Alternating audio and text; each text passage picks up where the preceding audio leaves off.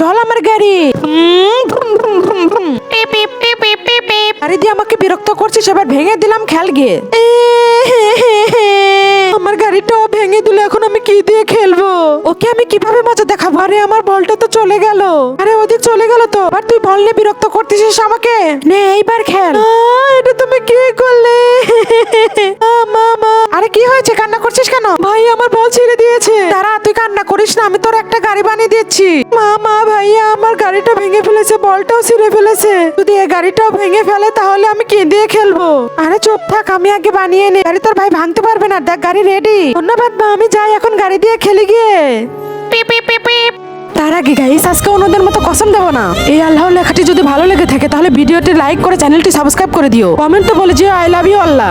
আরে তুই আবার চলে এসেছিস আমাকে বিরক্ত করতে। এবারও তোর গাড়ি আমি ভেঙে ফেলবো। আরে এগুলো কি? আমার মাথাটা পুরাই নষ্ট হয়ে গেল। আরে ভাইয়া কেমন মজা দেখো, আমার সাথে আর লাগতে আসবে?